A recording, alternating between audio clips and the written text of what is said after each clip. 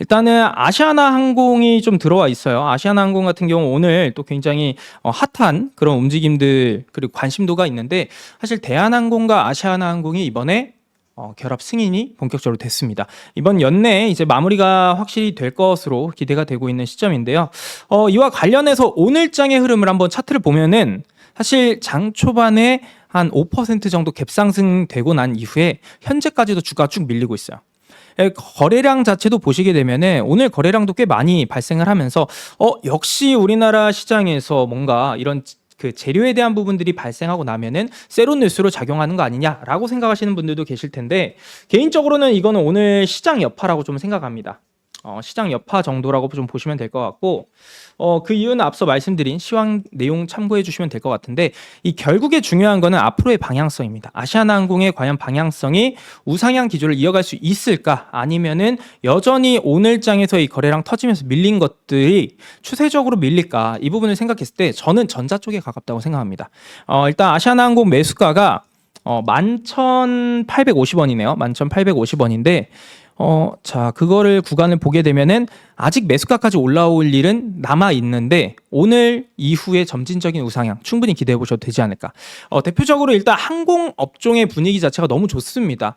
우리나라를 좀 제외하고 뭐 유럽이라든지 아니면은 글로벌 미증시의 어떤 움직임을 봤을 때 항공 업종의 경우 상당히 좋은 움직임들이 계속 이어지고 있거든요. 특히나 미국 내에서 델타항공 제가 어제 아마 저녁 TV 방송에서도 말씀을 드리고 소개를 드렸던 부분이 있는데 그 내용을 잠깐 또 말씀을 드려보자면은 최근에 이제 델타항공에서 11월 20일 날 인베스터 데이를 개최를 했습니다. 거기서 이제 어떤 이야기에 주목을 해야 되냐면은 항공 업종의 향후 전망, 트렌드, 산업에 대한 부분을 발표한 게 있는데 거기에 있어서 이제 향후 트렌드는 이제 비즈니스 좌석 같은 아니면은 이코노미 좌석 같은 일반석보다는 조금 더 프리미엄 수요가 많은 항공사들이 우위를 가져갈 수 있는 환경이 만들어진다라는 게 골자였습니다.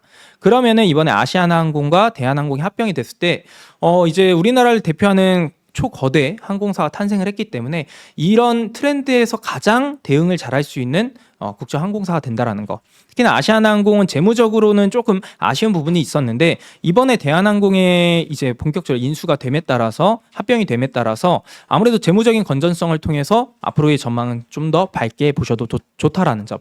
거기에 매크로 환경도 유류 인하에 대한 부분, 우리나라도 유류세에 대한 인하 정책 가져가고 있기 때문에 아시아나항공은 충분히 매수가 이상도 바라보셔도 좋지 않을까 싶습니다. 그래서 저는 올해 2월 이 추세적인 상승이 나왔던 구간에 고점 수준까지도 충분히 점진적인 상승을 노려보셔도 괜찮다라는 말씀 드리도록 하겠고요. 자, 다음 종목 가보도록 하겠습니다. 항공주들이 워낙 너무 많이 좋았는데 그동안 소외가 많이 됐었기 때문에 제가 조금 이야기를 많이 했었습니다. 다음 종목으로는 이제 서울반도체 들어와 있는데 서울 반도체 주가 흐름이 최근에 좋지 못합니다. 매수가가 12,510원 들어와 있네요. 12,510원 보면은 여전히 매수 단가가 너무 높습니다. 현재 구간에서 만약에 반등이 나와주고 매수가까지 올라와 주려고 하면은 거의 이제 주가가 한 75% 정도는 상승을 해줘야지만이 매수가까지는 올라와 줄 수 있다. 근데 지금의 이 기업의 어떤 업황이라든지 아니면 개별적인 어떤 실적 모멘텀들을 보면은 사실 해당 구간까지 올라오기에는 상당히 많은 시간이 좀 소요될 것 같습니다. 일단 기본적으로 실적 먼저 한번 보도록 할게요. 이 기업이 이제 그동안 그 가장 많은 어떤 실적을 차지했던 부분들이 반도체 관련 쪽의 매출 비중이었는데 올해 이제 그동안 영업 적자를 2개년 연속 기록하다가 올해는 그래도 흑자 전환을 좀 기대해 볼 수 있는 요인은 있습니다. 이 말인즉슨 지난 23년도, 22년도의 이 저점 구간을 이탈한 구간은 어느 정도 그래도 현재 주가는 매력적이다 정도로 볼 수 있을 것 같고요. 대신에 이제 앞으로의 모멘텀이 중요한데 이 기업이 최근에 그래도 좀 눈여겨볼 수 있는 포인트가 자동차용 이 전장용 LED에 대한 어떤 그 매출 비중이 많이 늘어났어요. 기존에는 20% 정도 수준이었던 것들이 현재 이제 한 30%까지 많이 올라왔고 기존의 이 반도체 디스플레이향 어떤 매출 비중이 30% 이상 40% 가까운 이 구간을 가져가다가 점진적으로 전장용에 대한 매출 비중이 올라오고 있다라는 부분. 그래서 이런 것들을 감안해 보면은 아직까지는 이 전방 산업에 대한 회복 자체가 조금 딜레이 될 수 있는 환경들이 있기 때문에 주가의 상승 흐름도 그만큼 딜레이 될 수는 있습니다. 다만 어느 정도 이 실적에 대한 다각화, 매출 비중도 여러 그 곳에서 다각화가 되고 있기 때문에 그 부분은 주가의 하방을 좀 잡아주는 요인은 충분히 될 수 있을 것 같습니다. 대신에 이제 앞으로의 주가가 반등이 보여줄 때 워낙 넘어야 될 산들이 많아요. 지금 보시는 것처럼 첫 번째로는 8,300원 구간대, 두 번째로는 이제 9,500원, 만원 구간 이렇게 넘어야 될 산들이 많기 때문에 사실 개인적으로는 비중이 만약에 그렇게 많지 않다라고 하시면은 서울 반도체 같은 경우는 반등 시에 제가 말씀드렸던 그 넘어야 될 산 저항 구간대에서 조금씩 비중을 축소해 나가면서 대응하는 식으로 전략을 가져가 보시면 어떨까 싶습니다. 그래서 서울 반도체 해당 그 구간들 잘 체크해 보시면 될 것 같고요. 자, 다음으로는 이제 금융업종 하나금융지주가 또 들어와 있네요. 하나금융지주도 한번 보도록 하면은 최근에 금융주들 좋다 이야기는 많이 들으셨을 거예요. 근데 이제 생각보다 연말에 분위기 자체가 탄력적으로 움직이지는 않고 있습니다. 하지만 이 하나금융지주뿐만 아니라 금융주 그리고 그 안에서도 은행주라든지 증권주들은 적어도 내년까지는 바라보셔도 괜찮다라고 생각을 해요. 일단은 올해 연말의 포인트는 역시나 배당에 대한 모멘텀. 지금 매수가가 66,000원이라고 또 보내주셨는데 매수가와의 현재 주가 차이도 괴리가 그렇게 크진 않습니다. 충분히 66,000원 구간까지는 단기적인 저항 구간이라고 보실 수가 있는데 이 구간까지는 충분히 올라와 줄 수 있을 거다. 거기다가 이제 배당에 대한 부분도 감안해 보게 되면은 지난해 기준으로 이 하나금융지주가 배당 수익률이 한 7.8%를 좀 배당을 했습니다. 그리고 2년 전도 마찬가지고 3년 전도 마찬가지고 꾸준히 한 3개년 연속적으로 7% 이상의 배당 수익률을 지급을 했기 때문에 현재 주가가 매수하신 금액대와 5% 정도 차이다. 거기다가 지금 주주환원율에 대한 부분 자체도 워낙 조금 더 공격적으로 가져가려고 하고 있는 것들이 금융주들의 어떤 주요 공통된 특징이기 때문에 지금 시점은 당연히 홀딩하시면서 가져가셔도 되지 않을까. 만약에 이제 비중 자체도 그렇게 많지 않다라고 하면은 오히려 이런 하나금융지주 같은 경우는 박스권 지금 하단 구간 때 만약에 주가가 다시 밀린다라고 하게 되면 해당 자리에서 다시 한번 터닝 포인트를 잡으면서 추가 매수도 고려하셔도 됩니다. 왜냐하면은 이제 내년도 올해는 연말에 배당에 대한 부분 그리고 내년도에는 기대해 볼 수 있는 게 결국에 트럼프 정책에 대한 수혜 업종 중에 하나가 될 수밖에 없습니다. 규제 완화에 대한 카드는 지난 2017년도 트럼프 1기 때도 금융 섹터 내에서 굉장히 이제 활발하게 발생을 했었고 그때 금융주들의 분위기도 너무 좋았었던 것들이 있고요. 이번에도 좀 유사한 정책들을 기대해 볼 수 있는 시점이다 보니까 그래도 충분히 내년 정도까지도 길게 바라보셔도 크게 이제 부담은 없는 그런 업종과 종목이지 않나 싶습니다. 하나금융지주 우리나라 내에서도 주주환원율 공격적으로 잘 가져가고 있는 기업이기 때문에 홀딩 의견 드리도록 하겠습니다.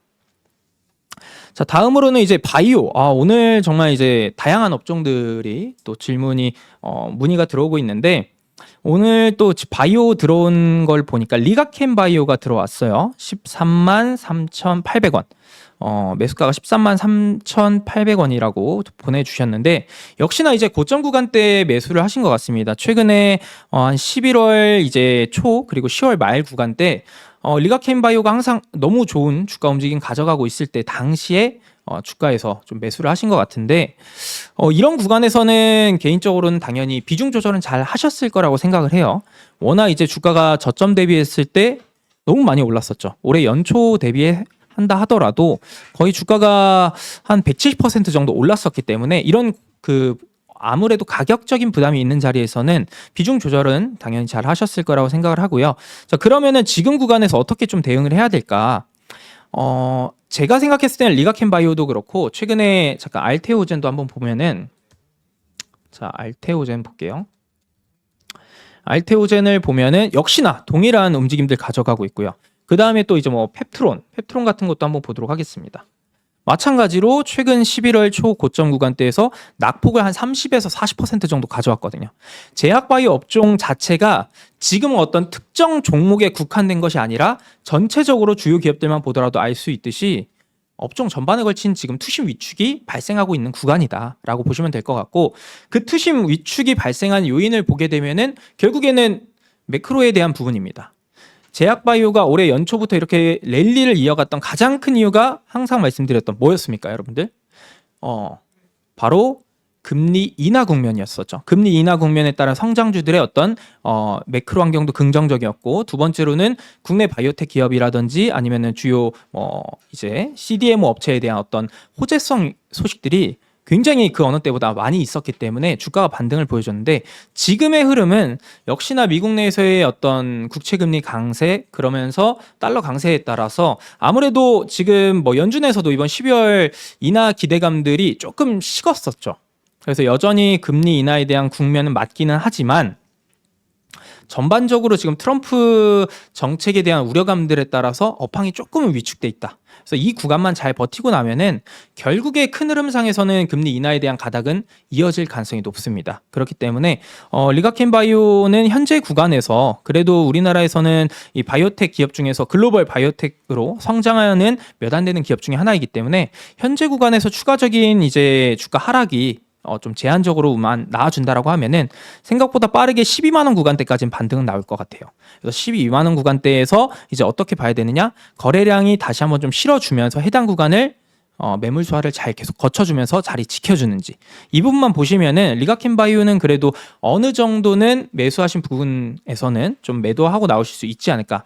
대신에 그 이상의 수익을 좀 기대하기에는 현재 시점에서는 다소 좀 부담스럽다는 것도 알고 넘어가시면은 좋겠습니다.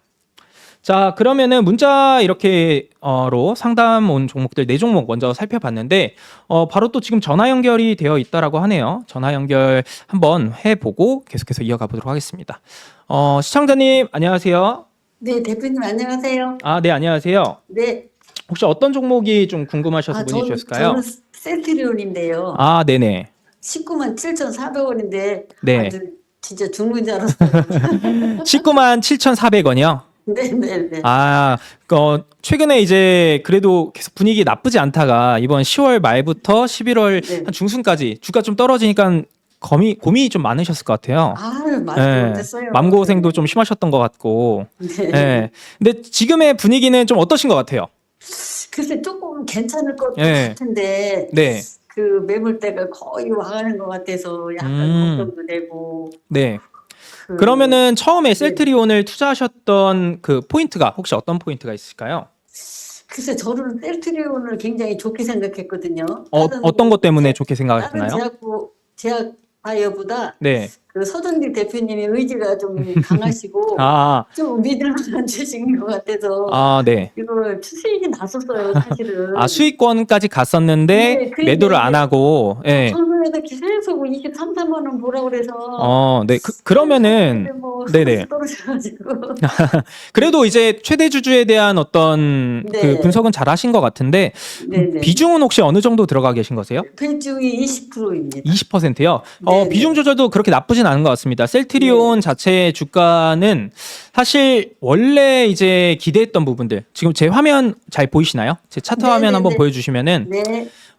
이 이제 박스권 상당 구간을 계속 두드리다가 이번 네, 연도 이제 맞습니다. 8월 달에 한 번씩 네. 돌파는 해놨었어요. 네, 맞습니다. 그러다가 이제 밀렸는데 네. 이 돌파를 좀 기대했던 요인이 진펜트라에 대한 매출 기대감들이 컸었습니다. 네. 근데 지금 현재 시점에서 그 기대감들이 실현이 되고 있느냐를 한번 봐야 되는데, 진펜트라에 대한 그 시장의 관심이 워낙 컸지만 사실 네. 진펜트라에 대한 매출이 생각했던 것만큼은 아직까지 나오고 있진 않아요.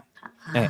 그렇기 때문에 주가가 조금 밀린 거고 라고 보시면 되는데, 앞으로의 전망은 저는 그래도 긍정적으로 보고 있습니다. 왜냐하면은 네. 진펜트라를 제외한 다른 그 이제 제약 그 품목이라든지 네. 이 기업의 어떤 사업 부문을 보게 되면은 나쁠 게 없어요.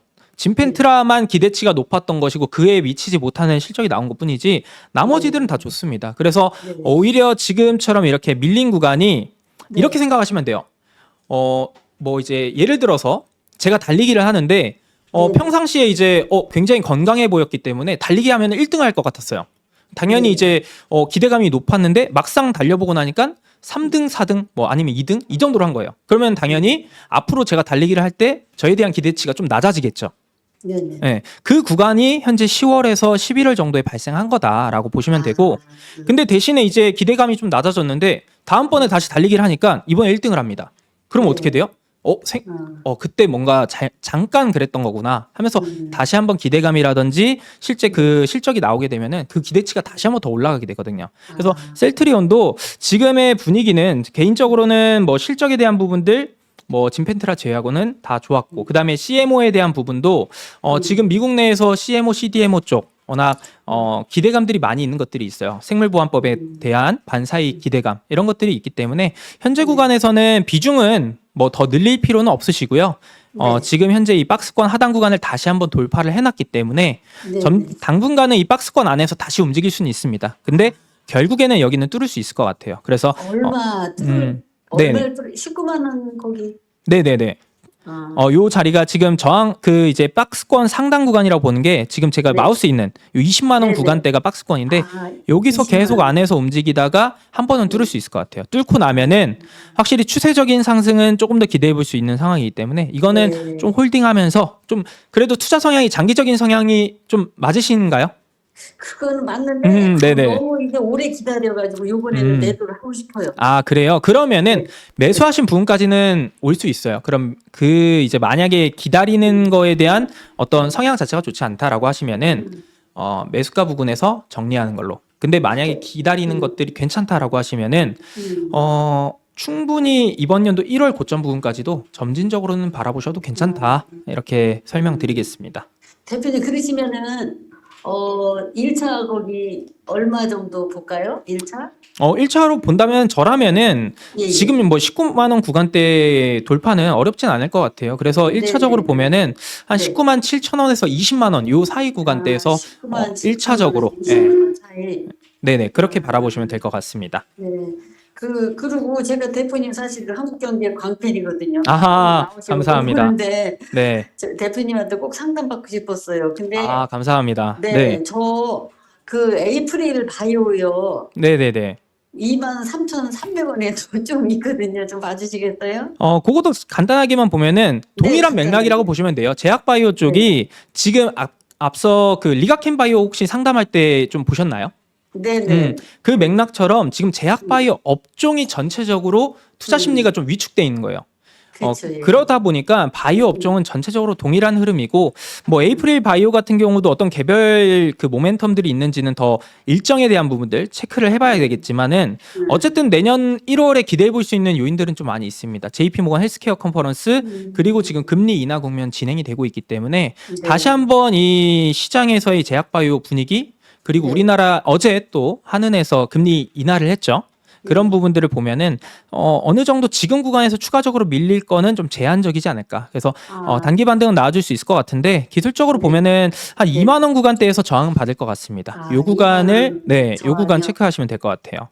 거기 뚫으면 얼마 정도 보일까요? 뚫으면은 당연히 이제 그 위쪽 뭐 22,000원 1차, 24,000원 2차 이렇게 매물대가 있는데 일단 뚫을 수 있는지가 먼저 중요할 것 같습니다. 그러시죠. 2만 원 먼저 바라보시는 게 현실적일 것 같습니다. 네, 바쁘신데 감사합니다. 네, 다음번에 또 궁금하신 거 있으면 문의 주세요. 네, 감사합니다. 네, 감사합니다. 네.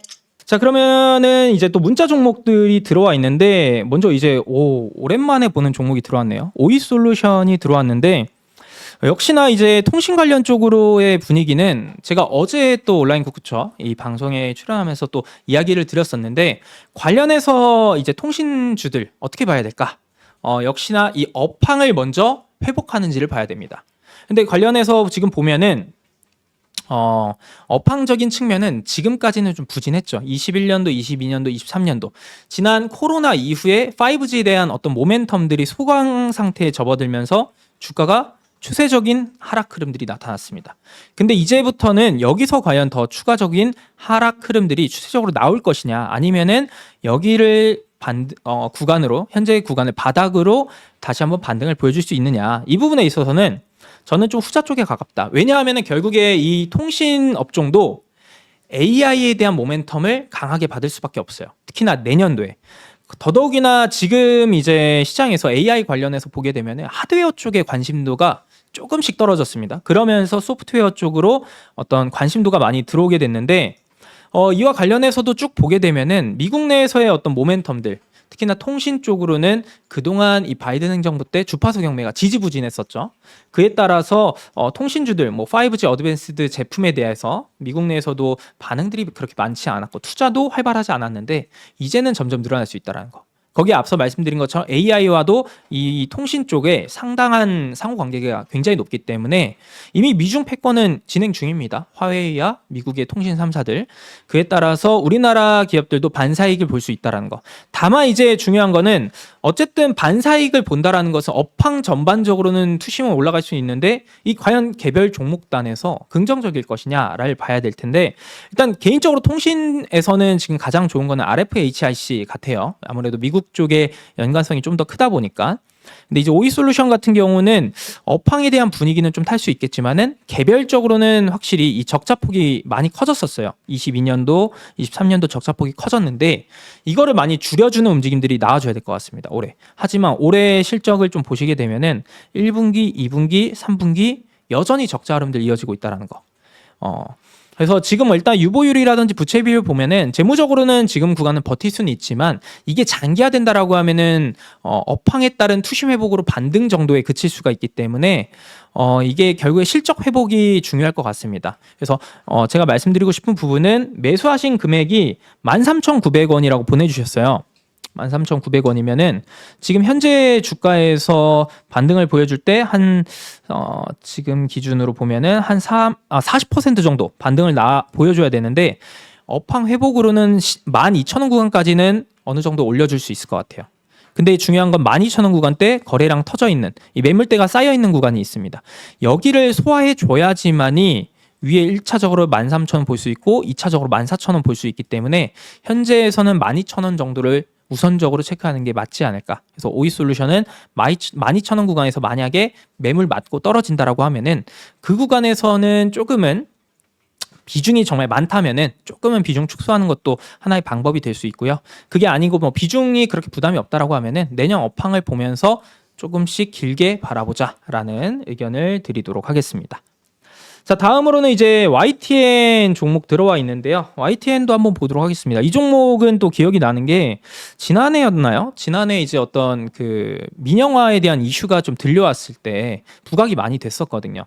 근데 이제 사실 YTN의 기업 가치는 나쁘진 않습니다. 저평가되어 있어요. 정말 저평가되어 있는 기업은 맞습니다. PBR 자체도 0.5배 수준이고 그 다음에 이제 이 기업의 실적단에서는 최근엔 좋지 않습니다만은 보시면은 그래도 뭐 이제 지난해 영업 적자 기록하고 나서 올해 이번 3분기 4분기 여전히 좀 적자 흐름들이 계속 이어가고는 있는데 뭐 재무적으로는 그래도 아직까지는 버틸만은 하다. 근데 중요한 거는 이 기업이 뭐 재무로 움직이는 건 아닌 것 같아요. 청산 가치가 높다라고 해서 주가가 오르는 것도 아니고 뭐 청산 가치 중에서도 특히나 뭐 부동산에 대한 가치도 굉장히 높아요. 뭐 서울에서 이제 남산 타워라고 불리죠. 서울 N타워. 이것도 이제 YTN이 좀 관리하고 있는 것으로 알고 있는데 그럼 어쨌든 청산 가치는 높지만 주가는 청산 가치에 그렇게 매력적으로 반응은 안 하고 오히려 어떤 민영화라든지 이런 그 모멘텀에 의해서 움직임을 가져갑니다. 그래서 지금 구간은 사실 특별히 나올 법한 모멘텀은 제가 알기로는 현재 구간에서는 좀 부재한 것 같습니다. 그래서 매수하신 금액이 4,000원이라고 좀 보내주셨는데 뭔가 중간중간에 그래도 한 번씩 이슈는 발생해요. 그러면서 거래량도 유입되면서 한 번씩 반등은 보여주는데 다음번에도 만약에 이와 유사한 형태의 거래량 동반되면서 반등이 나온다라고 하면은 4,000원 구간까지 가지 않는다 하더라도 분할 매도로 계속해서 급등 시에 매도하는 전략으로 가시는 게 왜냐하면 이 기업의 최근의 연속성을 보면은 거래량 들어왔을 때 급등은 하지만 계속해서 윗꼬리가 달립니다. 당일 차익 매물들이 너무 빠르게 회전이 된다라는 거. 그 관점에서 보면은 일단 기본적으로 3,500원 구간대에서 저항을 좀 받을 가능성이 있기 때문에 이 자리에서부터 좀 분할 매도 관점으로 좀 접근을 해주시면 될 것 같고요. 근데 대신에 만약에 지난 23년도 이렇게 많은 엄청난 급등이 나타났을 때 수준의 모멘텀이 발생한다라고 하면은 그때는 이야기가 좀 달라집니다. 근데 그 정도 파급력이 아니라면은 말씀드린 것처럼 분할 매도 점진적으로 진행을 해 주시면 되겠습니다. 자, 다음으로 이제 또 SK하이닉스가 들어와 있는데 뭐 SK하이닉스 같은 경우는 워낙 이제 많은 또 개인 투자자분들께서 보유를 하고 계신 것 같아서 궁금하신 분들도 굉장히 많이 있으실 것 같아요. 특히나 요즘의 시장 장세를 보게 되면은 대형주들은 좀 많이 쉬어가고 있죠.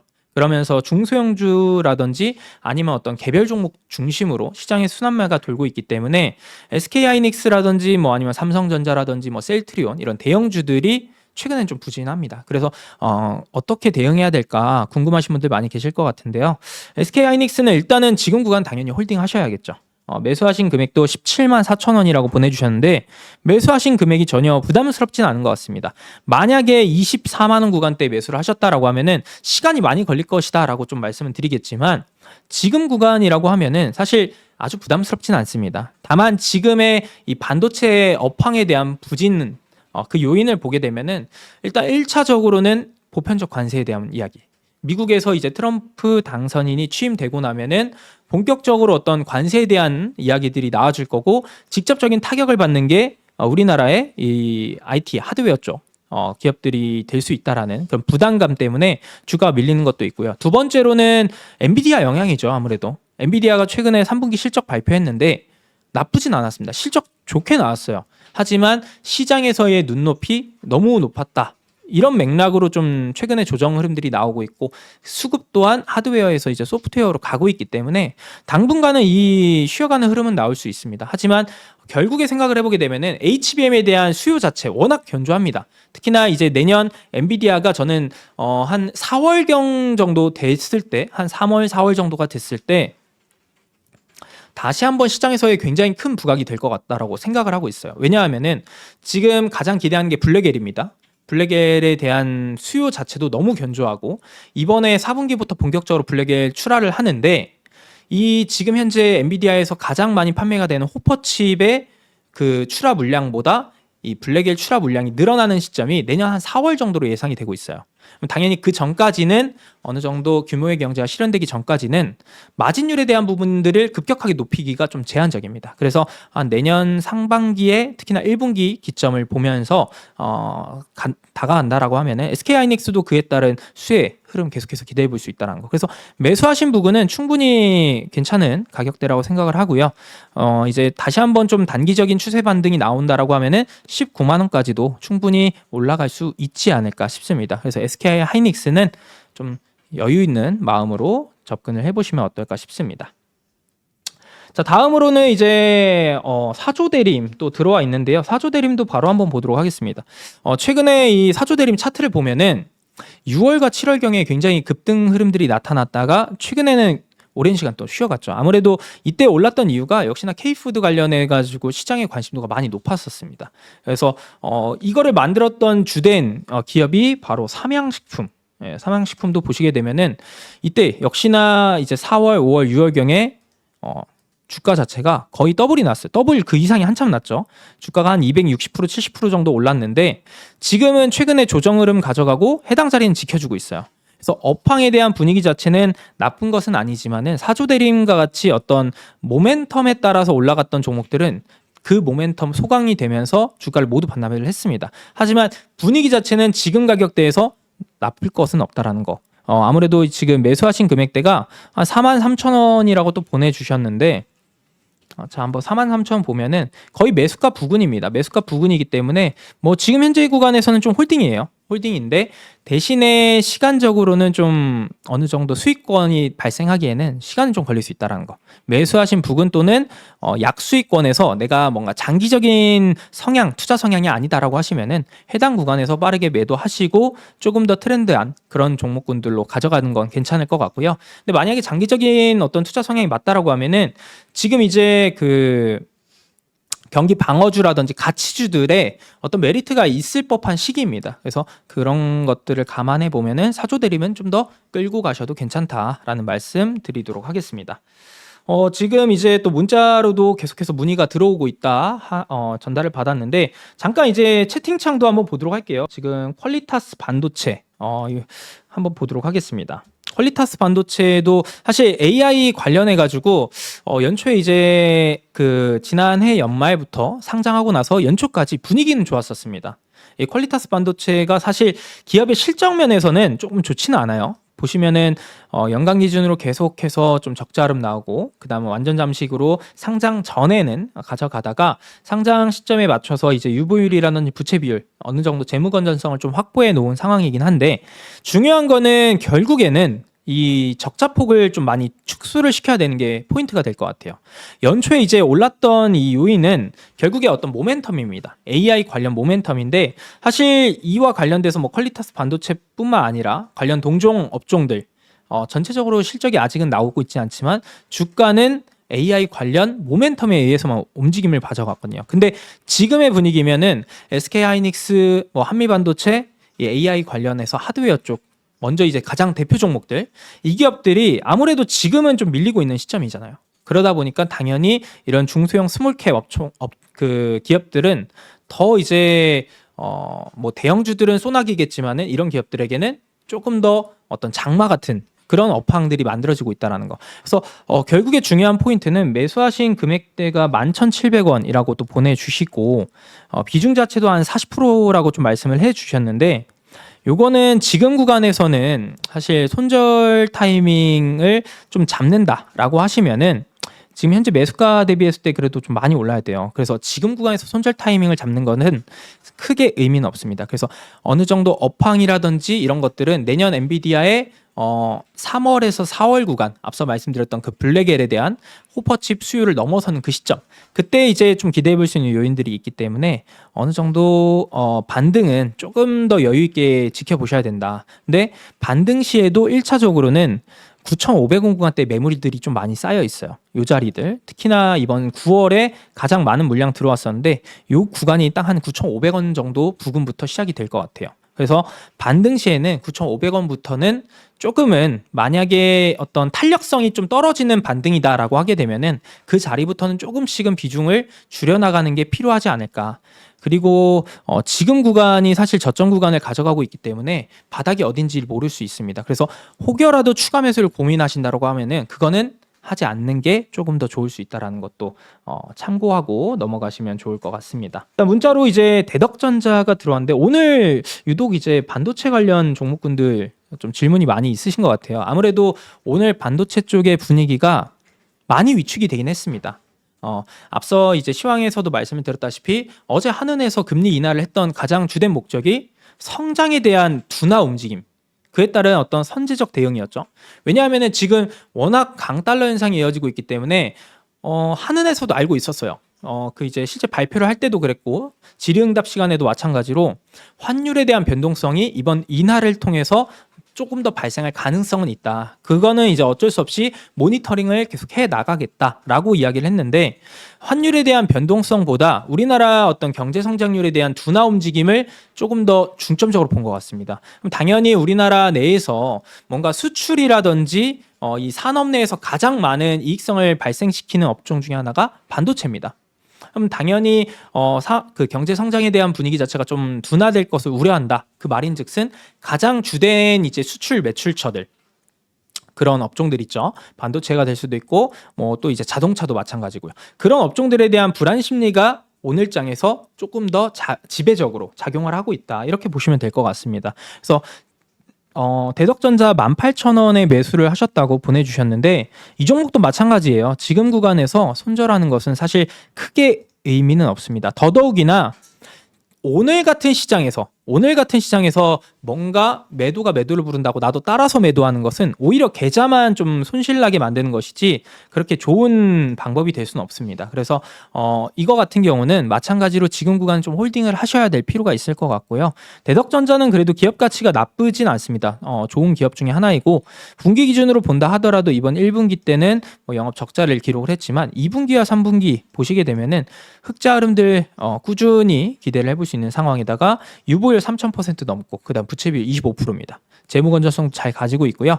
연간 기준으로도 지난 22년도 워낙 영업에 대한 부분 자체가 크게 증가를 했다가 23년도에 좀 소폭 축소를 하긴 했지만 올해부터 해서 다시 한번 좀 기대해 볼 수 있는 요인들이 많이 있기 때문에 대덕전자 같은 경우는 지금 구간에서는 좀 홀딩하고 지켜가자. 대신에 이제 만약에 비중이 많다라고 하면은 추가 매수는 고려하시면 안 되고요. 만약에 비중이 뭐 10% 미만이다라고 하게 되면, 특히나 뭐 5%에서 뭐 이 정도 수준이다라고 하면은 비중 한 10에서 15%까지도 점진적으로, 지금 일괄 매수하는 거 아닙니다. 추세가 떨어질 때 뭔가 떨어지는 칼날 잡는 거 아니에요. 추가 매수를 한다 하더라도 바닥을 확실히 다지는 걸 보고 나서 들어가는 게 조금 더 확률적으로 안정적인 구간이 될 수 있습니다. 그래서 대덕전자는 추후에 만약에 비중 조절 잘 되어 있다라는 가정하에 추가 매수 고려하셔도 되는 기업이고요. 그러면은 이제 매수하신 매수 단가에서 좀 떨어질 수는 있겠죠. 그러면은 충분히 볼 수 있는 게 현재 매수가까지는 반등은 생각보다 빠르게 나타날 수 있다는 거. 만약에 비중이 많다라고 하면은 지금 구간에서 홀딩 하셨다가 우선 매수가 부근 정도에는 충분히 올라줄 수 있을 것 같아요. 하지만 18,000원 구간대에 매물들이 좀 많이 있기 때문에 이 자리에서는 비중이 많다면은 비중을 좀 줄여가는 전략으로 이렇게 한번 현재 상황에 맞게끔 한번 가져가 보시면 될 것 같습니다. 잠시만요. 롯데 리츠를 먼저 좀 보도록 하겠습니다. 롯데 리츠를 먼저 좀 보도록 할게요. 오랜만에 또 리츠 관련 기업들 보일 것 같은데 사실 이제 롯데 리츠 같은 경우는 지금은 이제 롯데그룹주의 전체적인 흐름을 봐야 됩니다. 개별적인 어떤 주가의 상승 흐름을 기대한다기보다는 그룹사의 어떤 움직임을 기대해 보셔야 돼요. 일단 기본적으로 리츠 기업들은 배당은 좀 잘 주는 편이죠. 아무래도 연말에 지속적으로 3%, 5%, 최근에 2개년 정도는 3% 정도의 배당 수익률 기록을 했는데 이번에도 좀 가능할지는 한번 지켜봐야겠죠. 아무래도. 근데 이제 중요한 거는 지금 롯데그룹사의 분위기가 투심이 많이 위축되어 있어요. 롯데케미칼의 어떤 신용등급 하향 조정에 대한 우려감들이 커지고 있죠. 물론 이제 롯데월드 타워, 우리나라에서 제일 큰 높이 555m짜리 이 건물을 어떤 그 담보로 좀 잡겠다까지도 이야기를 했는데 그만큼 자신이 있다, 우린 괜찮다라고는 했는데 관련해서 아직은 이제 사채권자들이 이거를 이제 회사채 90%가 지금 어떻게 될지 모르는 상황입니다. 그 물량 자체만 하더라도 한 1조 3천억이 넘는 수준이기 때문에 만약에 그게 사채권자들이 협의가 잘 안 돼서 회수를 해간다라고 하면은 유동성에 대한 문제, 그러면은 문제가 되는 게 뭐냐면은 롯데그룹사들 중에서도 롯데케미칼의 신용등급이 많이 높은 편에 속해요. 근데 그런 기업이 휘청인다? 그럼 당연히 롯데그룹 전반에 걸친 신용등급 하향 조정. 그럼 당연히 기본적으로 생각해 볼 수 있는 게 패시브 자금에 대한 이탈부터 시작해서 당연히 어떤 개인 액티브 자금에 대한 투심 위축에 따른 이탈 다 고려해 볼 수 있는 상황이죠. 그래서 일단은 지금 롯데 리츠는 이것뿐만 아니라 롯데그룹사들은 전체적으로 현재 구간에서의 어떤 투심 위축이 되고 있는 주 요인 롯데케미칼에 대한 어떤 악재성 요인을 먼저 잘 해소해 나가야 된다. 근데 물론 롯데케미칼은 제가 개인적으로 생각하기는 해소는 할 수는 있을 것 같아요. 왜냐하면은 기본적으로 어떤 매각에 대한 부분을 통해서 유동성도 확보를 하고 그걸 제외하고 본다 하더라도 현금성 자산만 해도 한 1조 3천억 정도는 보유하고 있고 그 외 단기 금융 상품부터 유동 자산의 가치가 꽤 있기는 합니다. 그래서 그런 것들 감안해 보면은 충분히 원만한 합의를 잘 이끌어낼 수 있지 않을까. 만약에 그렇지 않는다라고 하면은 이거는 추세적인 하락이 조금 더 이어질 수 있습니다. 그럴 때는 뭔가 좀 계좌의 손실은 발생할 수 있겠지만은 조금은 정리에 대한 부분도 가닥을 잡아보실 필요는 있다는 거. 근데 만약에 잘 회복이 된다라고 하면은 일단 롯데리츠 같은 경우에는 그래도 3,300원 구간은 좀 생각보다 빠르게 반등은 보여줄 수 있을 것 같고요. 매수하신 6,000원 구간은 현재 구간에서는 정말 좀 많이 쉽지는 않습니다. 그래서 6,600원, 6,000원 구간대를 지금 현재 시점에서 노린다라기보다는 현실적으로는 3,500원부터 만약에 분위기가 괜찮아진다라고 하면은 한 3,700원 정도까지만 보는 게 좀 더 현실적이지 않을까 싶습니다. 그래서 롯데 리츠는 현재 구간에서부터는 조금 정리에 대한 부분도 어느 정도는 염두를 하고 바라보시는 게 맞지 않을까 싶습니다. 자, 다음으로는 이제 채팅창 종목도 아까 제가 보려다가 못 봤었는데 엠로라는 기업 한번 보도록 하겠습니다. 엠로 일단은 요즘 분위기가 너무 좋죠. 그래서 저는 개인적으로 엠로의 분위기 이게 결국에 또 AI 관련해서 너무 좋은 이야기들이 많이 나와주고 있습니다. 특히나 수급적인 흐름도 보게 되면은 AI 하드웨어 쪽에서 미국에서부터 시작해가지고 소프트웨어 쪽으로 다 이전이 많이 되고 있어요. 전환이 많이 빠르게 되고 있는 시점인데 우리나라에서 AI 관련 소프트웨어 업종 그 안에서 관련주 중에서는 상당히 이제 탄력성이 좀 뛰어나는 대표적인 기업 중에 하나입니다. 현재 기준으로는 월봉상의 흐름만 본다 하더라도요.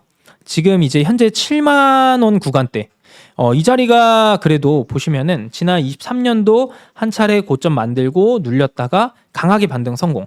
그래서 의미가 있는 자리긴 합니다. 거기다가 최근에 이번 연도 이제 보시면은 8월, 9월, 10월 구간 때 자리를 이제 이탈했던 적, 요 이제 한번 박스권 올려놨던 구간에서 강하게 돌파를 성공해 놓은 구간에서 자리를 잘 지켜놨어요. 요 구간 확대해서 보시면은 캔들이 어때요? 저점을 계속 높여줬어요. 이 구간 이탈은 했지만 자리를 계속 안착시키려는 움직임, 즉 투자 심리에 대한 부분들은 좀 많이 살아있다라고 보시면 될 것 같고요. 지금 일봉상의 흐름을 본다 하더라도 지금의 경우에는 이 자리 뚫게 되면은 충분히 8만 원 1차적으로 볼 수 있고 2차적으로 9만 원도 볼 수 있을 것 같아요. 물론 어떤 일각에서는 우리나라에서 AI 관련해서 소프트웨어 종목 실체가 있는 기업 누가 있느냐라는 이야기도 있습니다. 사실 대부분의 대다수의 기업들이 미국에 상장되어 있는 건 맞습니다. 네, 지금의 이 AI 산업에 대한 트렌드를 보게 되면은 그거에 대한 흐름들이 또 이제 주식시장에 이어지는 것들을 보게 되면은 단순히 실체가 있어야지만 오르는 것이 아니라 어느 정도 과한 좀 멀티플도 반영되면서 기대감에 대한 흐름들까지 같이 반영되는 시점이기 때문에 소프트웨어 쪽은 이제 시작이라고 좀 볼 수 있을 것 같아요. 그래서 엠로는 매수하신 금액이 지금 52,300원이라고 또 보내주셨는데 저는 지금 구간에서 매도하고 수익 실현하고 나올 것이 아니라 조금 더 수익 극대화로 가져가셔도 된다. 대신에 만약에 좀 걱정이 된다라고 하시면 당연히 개별적으로 저는 이제 홀딩 의견을 드리지만 비중도 지금 한 15%라고 하셨는데 그래도 뭔가 좀 더 안정적인 내 포트폴리오를 운영하고 싶다라고 하시면은 한 5% 정도만 한번 매도하시고 잔량 한 10% 정도 가지고 한번 위쪽을 더 바라보셔도 좋지 않을까 싶습니다. 그래서 엠로는 긍정적인 의견 드리도록 하겠고요. 전화 연결된 거 한번 바로 이어가 보도록 하겠습니다. 우리 시청자님 안녕하세요. 네, 안녕하세요. 네, 안녕하세요. 혹시 어떤 종목 궁금하셔가지고 문의 주셨을까요? 예, 하이퍼 지도를 샀는데, 네네. 어떻게 될지, 장이 자꾸 안 좋으니까, 네네네. 평가를 믿는 것이 좋은지, 아니면, 기다려봐도 괜찮아요. 네. 그러면 하이트진로 혹시 매수하신 금액이랑 비중도 한번 같이 말씀해 주시면 좋을 것 같습니다. 예, 28,000원에, 28,000원에 30% 정도. 30%요? 네. 그래도 지금 수익 구간이시잖아요. 네. 그러면은 우선은 이거는 저의 개인적인 의견이긴 하지만 지금 어제 이제 한국은행에서 기준금리 인하한 거는 잘 알고 계시죠? 네. 그 인하를 한 이유도 결국에 성장 둔화에 대한 이유가 가장 주된 목적이거든요. 그 말인즉슨 결국에 성장 둔화가 되는 건 물론 수출이라든지 이런 것도 있지만 내수 경기에 대한 이야기도 어제 많이를 했습니다. 그래서 하이트진로 같은 경우는 사실 물론 이제 경기가 불황이든 뭐든 간에 뭔가 뭐 회식이라든지 뭐 어떤 주류에 대한 소비는 견조하다라는 이야기들도 있지만 어쨌든 시장에서 받아들이기는 소비에 대한 분위기가 좀 위축되면은 이런 관련 소비 업종들 당연히 주가 또한 위축이 될 수밖에 없어요. 그래서 일단은 매크로 환경에서 소비의 심리에 대한 부분들이 위축이 되고 있다는 것들이 나와주고 있고요. 두 번째로 이제 오늘 또 소비와 관련된 지표들이 전월 대비 성장이 못했어요. 전월 대비했을 때 역성장했습니다. 떨어졌거든요. 그래서 그 말인즉슨 어쨌든 지금 이 소비 심리에 대한 분위기가 우리나라 내부적으로도 좀 위축이 많이 되고 있다라는 거. 그래서 하이트진로에 대해서는 사실 이 기업이 가지고 있는 기업 가치는 현재 주가에서는 싸다라고 볼 수는 있어요. 근데 문제는 우리가 이제 예금처럼 1%, 2% 정도 수익을 하려고 주식하는 건 아니잖아요. 그래서 기대 수익률을 좀 더 높이기에는 현재 시점에서는 좀 어려운 부분들이 좀 많이 있다라는 거. 그래서 지금 시점에서는 하이트진로는 약수익권에서라도 절반 이상은 좀 매도를 하시고 만약에 이제 제가 말씀드린 부분들을 좀 적극적으로 공감한다라고 하시면은 전량을 좀 매도하셔가지고 약수익 실현하신 다음에 오히려 조금 다른 좀 더 트렌디한 AI 그리고 내년도에는 특히나 미국에서의 혁신 산업들 뭐 자율주행부터 우주항공, 그 다음에 뭐 이제 금융도 마찬가지고 가상자산 관련된 이런 쪽들이 퍼포먼스가 굉장히 좋을 거예요. 그런 쪽에 좀 분산시켜서 매수를 하는 게 조금 더 좋지 않을까 말씀을 드리도록 하겠고요. 그래도 소비주라든지 경기 방어주 성격으로는 하이트 진로 나쁘지 않습니다. 그래서 만약에 보유하신다 하시더라도 비중은 10% 미만으로 좀 가져가시는 게 어떨까 싶습니다. 네, 비중은 좀 줄이셔야 돼요. 이거는 사실 하이트 진로뿐만 아니라 다른 기업 투자하실 때도 비중은 조금 개인적으로는 최대한 20% 정도까지만 개별 기업에 이렇게 좀 바라보시는 게 좋지 않을까 싶습니다. 그래. 하나 더 물어봐도 됩니까? 네, 뭐 어떤 종목도 궁금하실까요? 대한항공 물건을 네네네. 24,700원, 24,700원에 매수를 했는데 24,700원이요? 예, 네네. 일부 한 70% 다 마지막 70%를 담아갖고 네. 일부 한 아하. 60% 정도를 네네. 매도하고 한 30%가 남았는데 네네. 가지고 가도 좋을지 아니면 대한항공은 들고 가셔도 돼요. 근데 지금 마찬가지로 비중이 30% 정도 가지고 계시다라고 하면은 얘도 마찬가지로 비중 한 20% 미만으로만 좀 가져가시는 게 좋을 것 같아요. 특히나 이 대한항공을 가져가도 괜찮은 이유가 항공업종 분위기는 사실 정말 좋거든요. 지금 수요적인 측면, 당연히 수요라고 하면은 여행객들에 대한 수요가 너무 좋고 특히나 미국에서의 어떤 출국자 수가 일본보다 우리나라가 지금 더 많아지고 있어요. 수요는 견조하고 공급을 보게 되면은 이번에 미국에서 보잉 파업이 있었고 보잉 파업이 이제 끝나긴 했는데 그 파업에 대한 생산 차질 여파가 계속되고 있어요. 수요는 많은데 공급은 좀 한정적이다? 그러면은 이 항공사들의 가격 협상권에 좀 우위가 있습니다. 쉽게 얘기해서 그냥 매출 잘 나올 수 있는 요인들이 있다. 이렇게 보시면 되고요. 두 번째로 어제 이제 대한항공이랑 아시아나항공 기업 결합에 대한 승인 난 거 알고 계시죠? 네.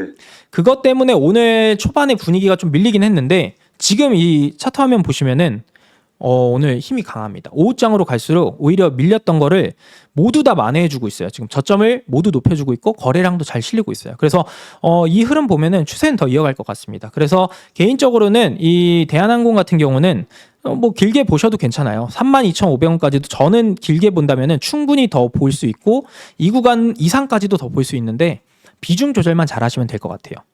비중을 제가 오늘 줄였어요. 제가 네. 70%였는데 70%요?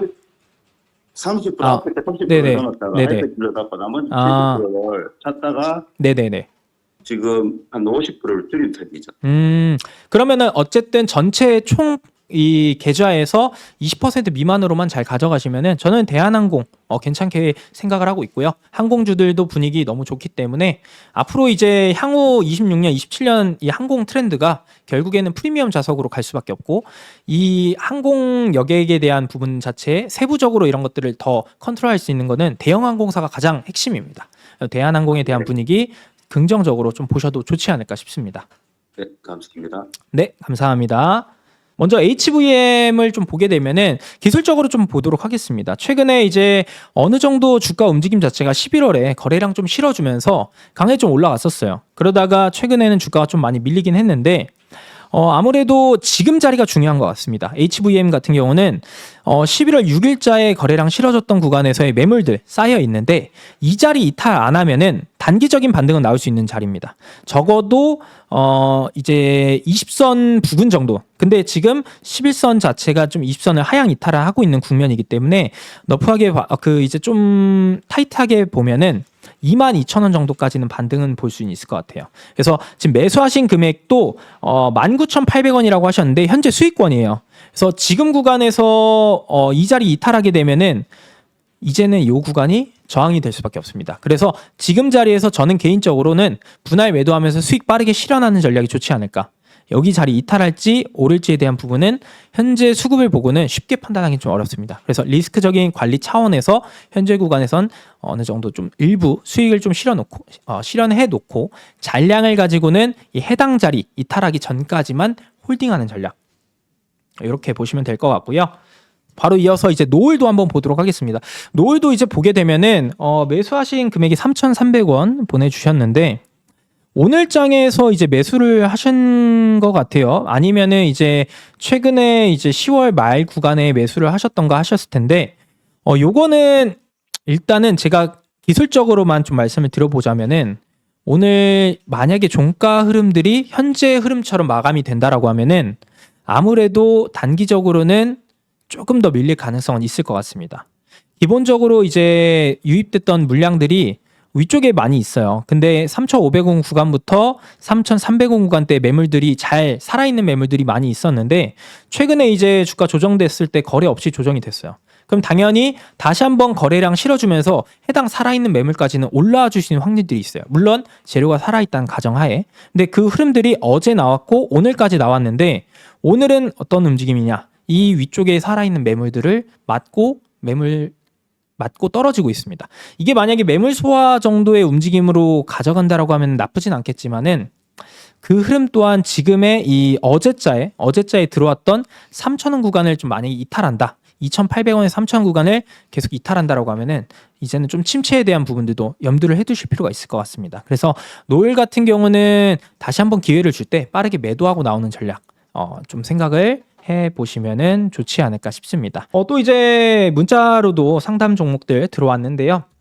먼저 이제 한국가스공사가 들어왔어요. 한국가스공사도 최근에 이제 그 대한고래 프로젝트 관련해 가지고 모멘텀이 있긴 했었어요. 일정에 대한 모멘텀. 시추가 이번에 본격적으로 진행이 된다. 첫 시추에 대한 이야기가 나왔는데 사실 지금의 시장의 분위기는 대한고래 관련해서 아주 크게 관심을 갖고 있지는 않은 모습입니다. 보시는 것처럼 지난 6월 구간대에서 거래량 좀 실어주면서 강하게 올라갔을 때 이때와는 상당히 차별화된 움직임들이 나타나고 있어요. 거래량도 그렇게 많이 발생을 하고 있지 않은데 어쨌든 지금 이 한국가스공사 매수하신 금액이 45,800원이라고 하셨는데 매수하신 부근 정도는 한두 차례 정도는 더 올라와 줄 수 있을 것 같아요. 다만 지금의 이제 그 일정에 대한 부분들 그에 따른 어떤 재료에 대한 모멘텀이 조금은 소강 상태에 진입을 할 수가 있기 때문에 다시 한번 지난 7월과 8월 조정을 받았던 구간들 이 자리까지는 좀 밀릴 수 있습니다.